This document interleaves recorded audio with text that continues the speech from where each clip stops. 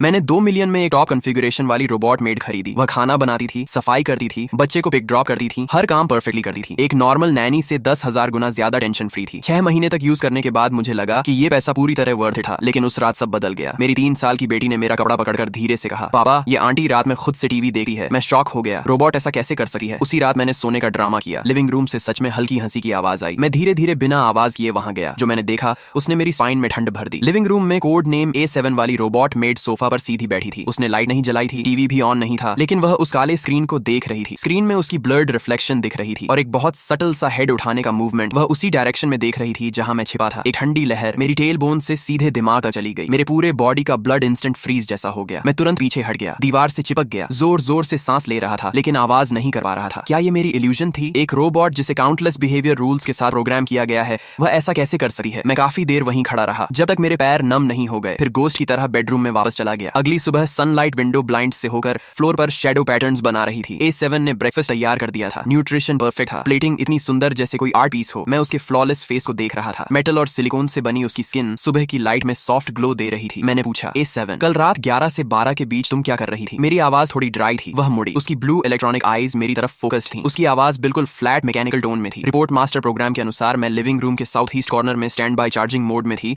Answer perfect था, बिना किसी फ्लॉ के। लेकिन मेरे अंदर डाउट और बढ़ गया। मैंने घर का CCTV फुटेज निकाला। रिकॉर्डिंग साफ दिखा रही थी कि A7 11 बजे चार्जिंग पोजीशन पर खड़ी थी स्टैच्यू की तरह। लेकिन 11:15 से 11:45 तक पूरे 30 मिनट स्क्रीन व्हाइट नॉइज से भर गई थी। मेरा दिल बैठ गया। A7 ये क्या है? उसने जवाब दिया, रिपोर्ट मास्टर। उस दौरान सिस्टम ने रूटीन क्लाउड डेटा सिंक और फर्मवेयर मेंटेनेंस किया, जिससे टेम्पररी सिग्नल डिस्टर्बेंस हुआ जो नॉर्मल है। फिर वही फ्लॉलेस एक्सप्लेनेशन। मुझे हेल्पलेस फील हुआ, जैसे हवा में पंच मार दिया हो। मैंने अपनी वाइफ सू वंजिंग को कॉल किया। वह एक अथॉरिटेटिव सॉफ्टवेयर इंजीनियर है और टेक्नोलॉजी पर ब्लाइंड ट्रस्ट करती है। फोन पर उसकी आवाज में इरिटेशन था। ये बस एक छोटा सिस्टम बग है, तुम ओवर रिएक्ट मत करो। मैंने कहा, ये बग नहीं है, मैंने खुद देखा है। उसने हंसकर कहा, तुमने क्या देखा? एक रोबोट लाइफ के बारे में सोच रही थी क्या? उसकी टोन में सार्केज्म था। तुम बहुत फ्री हो इसलिए ओवर थिंकिंग कर रहे हो। मैं फोन पकड़े उसकी बात सुन रहा था और अंदर से ठंडा पड़ गया। दोपहर में मेरी बेटी अनैन ब्लॉक से खेल रही थी। उसका पैर फिसला और वह टेबल के शार्प कॉर्नर की तरफ गिरने लगी। मैं चिल्लाया, लेकिन मैं दूर था। तभी कॉर्नर में खड़ी A7 अचानक मूव हुई। वह लाइटनिंग स्पीड से दौड़ी, इतनी तेज कि आफ्टर इमेज दिख रहा था। उसने एनन को पकड़ लिया। पूरा प्रोसेस 0.5 सेकंड से भी कम था। ये स्पीड किसी मशीन के लिए पॉसिबल नहीं थी। और जब उसने एनन को पकड़ा तब उसकी आईज में एक फ्लैश आया। इमेज में थोड़ी डिस्टॉर्शन और ब्लर था, जैसे किसी इनविजिबल हैंड ने बैकग्राउंड में कुछ इरेज कर दिया हो। रात में मैंने जानबूझकर पानी गिराया। A7 क्लीन करो। वह आई और परफेक्टली फ्लोर साफ करने लगी। जब वह झुकी तब मैंने उसके नेक के पीछे देखा। आर्टिफिशियल स्किन के नीचे कॉलर के पास एक बहुत छोटा मार्क था। A और 7 का पैटर्न, टैटू जैसा या बर्न स्कार जैसा। मेरा दिल एक पल के लिए रुक गया। मैंने तुरंत एक्सक्यूज बनाकर सू वंजिंग को कॉल किया। वंजिंग तुम घर आ जाओ, नेटवर्क अनस्टेबल लग रहा है। उसने हंसते हुए कहा, एक रोबोट ही तो है, तुम क्या डाउट कर रहे हो? फोन में उसके कॉलीग्स की हंसी सुनाई दी। मेरा वर्ल्ड टूट गया। मैंने डायरेक्ट सवाल पूछना बंद कर दिया। सबको लगा मैं मेंटली अनस्टेबल हो गया हूँ। अगर कोई बिलीव नहीं करता तो मैं खुद प्रूफ ढूंढूंगा। मैंने सीक्रेटली A7 को ऑब्जर्व करना शुरू किया। एक रात वह आनन को बेड टाइम स्टोरी सुना रही थी। जब कहानी खत्म हुई और छोटी रैबिट अपनी माँ के पास वापस गई, तब मुझे एक बहुत हल्की सप्रेस्ड साई सुनाई दी। इतनी हल्की जैसे इल्यूजन हो, लेकिन वो साउंड मेरे दिमाग में चुभ गई। मैंने ऑनलाइन एक माइक्रो वॉइस रिकॉर्डर खरीदा, उसे टेडी बेयर की आंख में छुपा दिया। वीकेंड पर मैंने अनैन से कहा, हम नानी के घर जाएंगे। जाते वक्त जानबूझकर टेडी बेयर छोड़ दिया। A7 ने रिमाइंड किया, लेकिन मैंने कहा कोई बात नहीं, अगले दिन ले लेंगे। अगले दिन मैं अकेला वापस आया। A7 ने दरवाजा खोला। मैंने टेडी बेयर उठाया और क्लीनिंग का एक्सक्यूज देकर बेडरूम में ले गया। डोर बंद करके हेडफोन्स लगाए और रिकॉर्डिंग सुनी। उसमें A7 की कहानी सुनाने की आवाज थी, क्लीनिंग की आवाज थी, टीवी न्यूज की आवाज थी। सब कुछ नॉर्मल था। मैंने टाइमलाइन आगे बढ़ाई। रात के लेट टाइम पर पहुंचा। 3 बजे पूरा साइलेंस था। जब मैं ऑलमोस्ट गिव अप करने वाला था, तभी एक बहुत हल्की सप्रेस्ड आवाज आई। उस आवाज में दर्द और डिस्पेयर था, जैसे कोई डाइंग एनिमल आखिरी बार आवाज निकाल रहा हो। मेरे हाथ जोर से कांपने लगे। मैंने उस ऑडियो को कट करके एनक्रिप्ट किया और सू वंजिंग को भेज दिया। बिना कुछ लिखे आधे घंटे बाद उसने रिप्लाई किया, प्रोफेशनल सॉफ्टवेयर से एनालिसिस करने पर ये सिर्फ चार्जिंग के दौरान आने वाला वीक इलेक्ट्रिकल नॉइज है, कई डिवाइसेस में होता है। गू चेन, अब इस बात को छोड़ दो, ठीक है? मेरा खून ठंडा पड़ गया। इलेक्ट्रिकल नॉइज, अब वो मुझे सीरियसली भी नहीं ले रही थी। मैं जमीन पर बैठ गया, बेड के सहारे। पहली बार खुद को पूरी तरह अकेला महसूस किया। मैंने सू वंजिंग के साथ चैट डिलीट कर दी और कंप्यूटर से जेनेसिस टेक्नोलॉजी के बारे में सारी सर्च हिस्ट्री भी। जेनेसिस टेक्नोलॉजी A7 की कंपनी है, एक जायंट टेक कंपनी जिसे मीडिया और कैपिटल ने आसमान पर चढ़ा दिया है। इंटरनेट पर सिर्फ उसकी प्रेज है, एक भी नेगेटिव इन्फो नहीं। मैंने ऐड करना शुरू किया कि मैंने डाउट छोड़ दिया है और नॉर्मल हाउसवाइफ बन गया हूँ। मैं A7 से मजाक भी करने लगा, उससे AI प्रोग्रामिंग के बेसिक सवाल पूछने लगा और हर बार वह परफेक्टली जवाब देती थी, बिना किसी गलती के। पूरी तरह से ऑफिशियल और परफेक्ट डेटाबेस नॉलेज के अनुसार मैं तुमसे जवाब दे रहा हूँ। फिर हमारी कॉन्वर्सेशन को लर्निंग इंटरैक्शन के रूप में माँ करके ऑटोमेटिकली क्लाउड पर अपलोड किया जाए। ये सोच मुझे अंदर से बेचैन कर देती है, जैसे वह मुझे मॉनिटर कर रहा हो। नहीं, ये सोच और भी डरावनी थी कि जेनेसिस टेक्नोलॉजी उसके थ्रू मुझे मॉनिटर कर रही है। ये रियलाइजेशन मुझे अंदर तक हिला देता है। एक वीकेंड डीप क्लीनिंग के दौरान मैंने देखा कि A7 स्टडी रूम में एक बहुत heavy redwood book shelf move कर रही थी। वही बुक शेल्फ जो मैंने और सू वंजिंग ने शादी शादी के समय खरीदा था। इतना भारी था कि डर लगा था। A7 ने अपनी पूरी स्ट्रेंथ यूज करके उसे स्मूथली डेजिग्नेटेड पोजीशन पर रख दिया। टास्क पूरा करने के बाद वह वहीं खड़ी रह गई, हाथ नीचे किए हुए। मैंने देखा कि उसकी प्रोस्थेटिक मटेरियल वाली हाथ की फिंगर्स अनकंट्रोलेबली हल्की हल्की ट्रेंबल कर रही थी। ये प्रोग्राम बग नहीं था, बल्कि किसी मसल फैटीग जैसी बायोलॉजिकल रिएक्शन थी। रात को मुझे नींद नहीं आ रही थी। मैंने एक बैकअप टैबलेट लिया जो पहले से मॉडिफाई करके मेन नेटवर्क से डिस्कनेक्ट किया गया था। उसमें एक हिडन बैकअप कैमरा कनेक्टेड था जो अनैन के रूम डोर की तरफ पॉइंटेड था। स्क्रीन पर A7 की स्लिम सिलुएट दिखाई दी। वह रूम के अंदर नहीं गई, बस डोर के बाहर क्वाइटली खड़ी रही, बिल्कुल मोशनलेस। कॉरिडोर की विंडो से मूनलाइट अंदर आ रही थी और उसकी शैडो बहुत लंबी हो गई थी। वह मून को देखती हुई एक स्टैच्यू जैसी लग रही थी। उसके अंदर एक अनएक्सप्लेनेबल सैडनेस थी। उस मोमेंट पर मैं शॉक नहीं था, बल्कि उसके लिए या फिर उस बॉडी के अंदर ट्रैप उस पर्सन के लिए डीप सिंपैथी महसूस करने लगा। मैंने डिसाइड किया कि सू वंचिंग से फेस टू फेस बात करूंगा, हेल्प मांगने के लिए नहीं, बल्कि उसे लास्ट चांस देने के लिए। वह वर्क से घर आया, मैंने अनन को सुला दिया और सारी एविडेंस उसके सामने रख दी। मॉडिफाइड मॉनिटरिंग वीडियो, A7 के फ्रेम की हाई रेजोल्यूशन फोटोज और वह साउंड जिसे वह इलेक्ट्रिकल नॉइज कहता था, लेकिन वह एक हार्ट ब्रेकिंग साइलेंट स्क्रीम जैसा लग रहा था। सू वंचिंग, ये सब देखो। मेरी आवाज अनयूजुअली काल्म थी। उसने ग्लासेस उतारे और काल्मली सब कुछ देखा। कमरे में लॉन्ग साइलेंस फैल गया, सिर्फ क्लॉक की टिकिंग सुनाई दे रही थी। मुझे लगा वह शॉक होगा या एंग्री होगा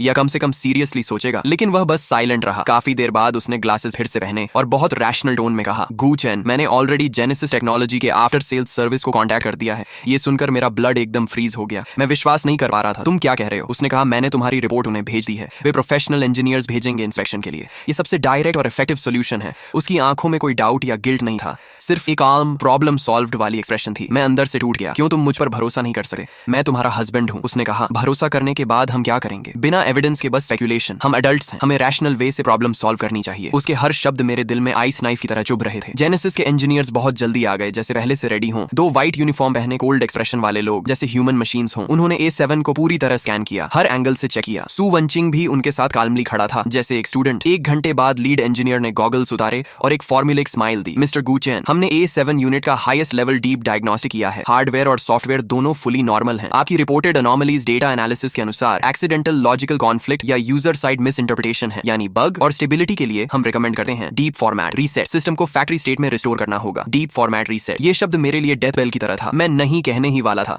कि सू वांचिंग ने तुरंत पहले ही अग्री कर दिया। ठीक है, इसे रीसेट कर दीजिए ताकि मेरे हस्बैंड को पीस मिल जाए। वह मेरी तरफ देकर एक जेंटल लेकिन स्ट्रेंज स्माइल दे रहा था। उस मोमेंट वह मुझे पूरी तरह अनफैमिलियर और डेंजरस लगा। A7 को सिल्वर मोबाइल आइसोलेशन चेंबर में ले जाया गया। मैं थिक साउंड प्रूफ ग्लास के पीछे खड़ा था। उसे सेंटर में फिक्स किया गया। पावर ऑन होते ही उसका बॉडी अचानक जर्क हुआ। उसकी सिंथेटिक स्किन के नीचे मसल्स वायलेंटली रिएक्ट कर रहे थे। मुझे लगा उसकी एक्सप्रेशनलेस फेस पर एक मोमेंट के लिए अनबेरेबल पेन की झलक आई। मैं ग्लास तोड़ने के लिए दौड़ा ही था कि सू वंचिंग पीछे से उसने मुझे कसकर पकड़ लिया और कहा, कृपया शांत रहो, वे समस्या का समाधान कर रहे हैं। मैं पूरी ताकत से छूटने की कोशिश करता रहा, चीखता रहा और अपनी आंखों के सामने देखता रहा कि मेरी सारी मेहनत और एकमात्र सबूत सिस्टम द्वारा फॉर्मेट कर दिए गए। 20 मिनट बाद फॉर्मेटिंग पूरी हो गई। A7 उस कंटेनमेंट यूनिट से बाहर आई, लेकिन अब वह पहले से भी ज्यादा परफेक्ट हो चुकी थी। उसके कदम मिलीमीटर तक सटीक थे। उसकी मैकेनिकल आवाज में अब कोई भी नॉइज या गड़बड़ी नहीं थी। हर मूवमेंट घड़ी की तरफ बिल्कुल प्रिसाइज था। वह मेरे सामने आकर हल्का सा झुकी और बोली, मालिक, A7 आपकी सर्विस में है। उस रात सू वंचिंग बिस्तर के किनारे बैठकर मुझसे माफी मांगती रही। पति, मुझे माफ कर दो, आज मैंने जल्दबाजी कर दी, लेकिन मैं सिर्फ जल्दी सॉल्यूशन चाहती थी ताकि तुम और ज्यादा कंफ्यूजन में न रहो। मैं उसकी तरफ ईट करके खिड़की के बाहर रात को देख रहा था और कहा, सू वंचिंग, हम अलग कमरे में सोएंगे। मैं उसे पूछ नहीं रहा था, मैं उसे इन्फॉर्म कर रहा था। वह औरत जिसके साथ मैं 5 साल से रह रहा था, मेरे बच्चे की माँ, उसने आज मुझे ही डार्कनेस में धकेल दिया था। वह सोचती थी कि वह प्रॉब्लम सॉल्व कर रही है, नहीं, उसने दूसरों के साथ मिलकर मुझे ही डिलीट करने की कोशिश की थी। फिर मैंने एक एक्टिंग शुरू की जैसे सब कुछ नॉर्मल हो गया हो। मैं नए A7 पर स्माइल करता, उसे काम देता और उसके बारे में कोई सवाल नहीं करता। सू वंचिंग इससे बहुत खुश थी। उसे लगा कि उसका तरीका सक्सेसफुल हो गया, लेकिन उसे नहीं पता था कि कुछ टूट जाने के बाद फिर कभी वैसा नहीं होता। मैं चुपके से इंटरनेट पर डेटा रिकवरी और हैकिंग से जुड़ा पूरा इक्विपमेंट मंगवाया। दिन में मैं एक नॉर्मल परिवार जैसा बिहेव करता और रात में सब सो जाने के बाद खुद को कमरे में बंद करके उन टेक्निकल नॉलेज को सीखा। मैं नए A7 को 1 हफ्ते तक ऑब्जर्वेशन से देखा और पाया कि वह हर रात 4 बजे अपने सभी लोकल कैश डेटा को डिलीट कर देती है, लेकिन उसके सिस्टम के अंदर एक एनक्रिप्टेड लॉग फाइल थी जिसे कोई भी क्लीनिंग सिस्टम छू नहीं सकता था। वही उसका ब्लैक बॉक्स था। उसे पाने के लिए मुझे फिजिकल पोर्ट चाहिए था और वह पोर्ट उसकी गर्दन के पीछे उस A7 मार के नीचे छिपा था। उसे खोलने के लिए सिर्फ कंपनी का स्पेशल टूल चाहिए था। मेरे पास वह नहीं था, इसलिए मुझे एक एक्सीडेंट बनाना पड़ा। शनिवार की दोपहर मैंने बच्चों से कहा, चलो लुका छिपी खेलते हैं। A7 को काउंटिंग दी गई। मैंने सीढ़ियों के मोड़ पर एक बेहद स्लिपरी कांच की गोली रख दी। जैसे ही A7 बच्चे को लेकर नीचे आ रही थी,